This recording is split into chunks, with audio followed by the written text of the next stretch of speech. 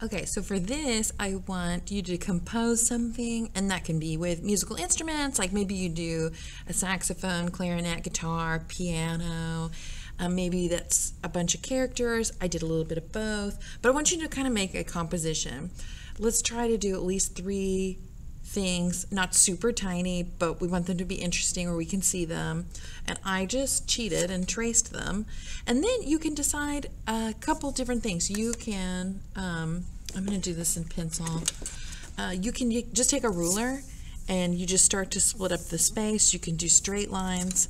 I think I'm going to try more curved lines, and I'm going to just add lines where I feel like it, and it's going to begin to create kind of a sense of movement in this piece.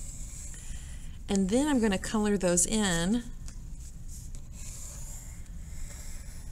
So this is a protractor, and then you can flip it the other way. So you're breaking up the space with lots of lines. Maybe I start kind of from this point, come around. Gonna maybe flip this around. I mean, you're the artist, like you are the one composing this, so how do you want this to look?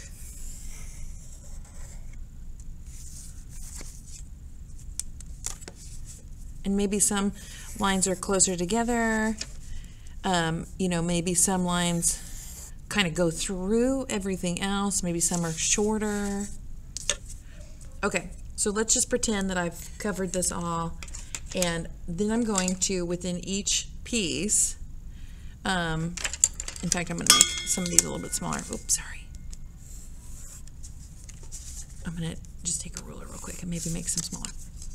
Within each piece, I'm going to make kind of my own work of art, and I'm going to shade a gradient.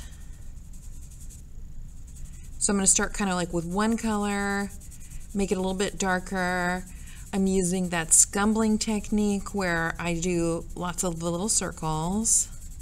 And you can do whatever you want. I think I'm going to leave SpongeBob's little sponge marks here open, and I think I'm going to do that a different color. And you can do any colors you want that are pleasing to you. Maybe you'll want to limit your palette and just do, maybe you want to do something kind of monochromatic and you do kind of all blues or all greens.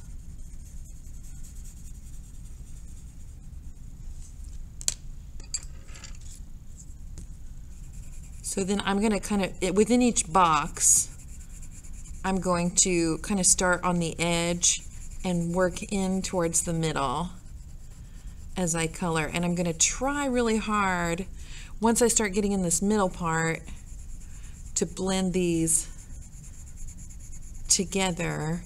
Oops, I didn't mean to color over that. That's okay, I was talking. There we go.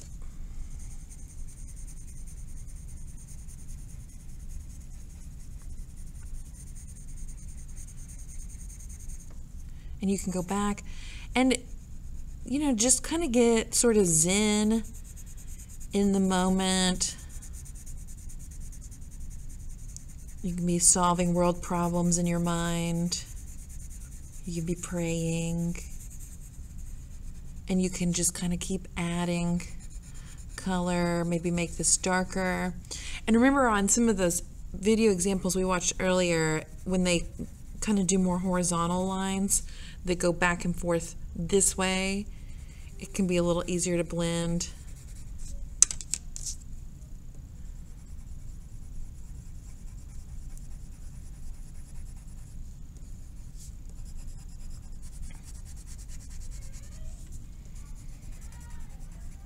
So I'm not going to make this a huge piece because I don't want you to feel like you're having to color for the rest of eternity. But I just want you to get kind of zen and like just make each piece its own really beautiful work of art. So maybe like the next one, here I'm almost done showing you an example, but maybe, you know, you could totally change the colors up and then just color it in really nicely. I'll show you another video with more of this done because I'm trying to hurry. Like, I could do better than that, but I'm trying to hurry. You don't need to hurry. You can just kind of do some meditative coloring.